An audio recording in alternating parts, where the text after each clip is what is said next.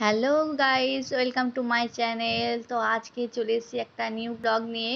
তো আজকে কোনো বাড়ির কোনো ব্লগ নয়, এটা আমি মন্দিরের একটা ব্লগ করছি। তো চলো দেখাই মন্দিরটা কতটা সুন্দর।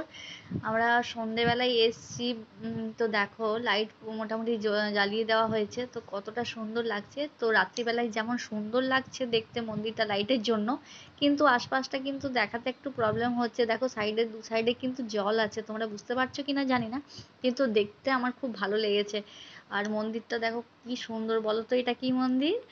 এটা হচ্ছে শিবলিঙ্গ, শিবের মন্দির। তো এখানে শিব ঠাকুরের লিঙ্গ আছে। তো দেখো সামনে থেকে একটু ক্লোজ দেখিয়ে দিলাম। তো কেমন লাগছে কমেন্টে প্লিজ জানিও।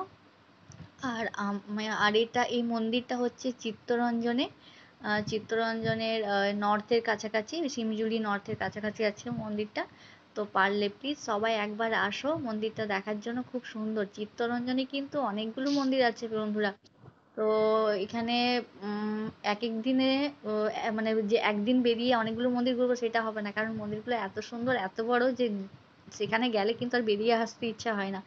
তো দেখো এর পাশেই আছে মা কালীর মূর্তি, সেটা আলাদা করে একটা, মানে একসাথেই কিন্তু আলাদা করে একটু মন্দির করা আছে। এখানে দেখো মূর্তিটা কতটা বড় আর কতটা সুন্দর। তো এখানে আমি ফার্স্ট টাইম এলাম, আমার কিন্তু খুব ভালো লেগেছে।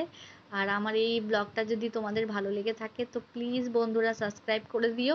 আর আমার একটা লাইক কমেন্ট আর একটা শেয়ার হলেও তোমরা প্লিজ করে দিও। দেখো আমার মেয়ে আর আমার হাজব্যান্ড মিলেই এসছি আমরা সন্ধ্যাবেলায়। তো মেয়ে দেখো কত মনোযোগ দিয়ে প্রণাম করলো। আর আমার এই ভিডিওটি সকল মানে সবাই দেখছো, তাই সকলকে আমার অনেক অনেক ধন্যবাদ। দেখো মায়ের মূর্তি। তো এই মন্দিরে এসে পরে খেয়ে দিয়ে এসেছিলাম, কোনো মানত টানত ছিল না, আমরা এমনি এসেছি নর্মালি। তো সেখানে একটু আমার মেয়ের জন্য একটু পুজো দিলাম।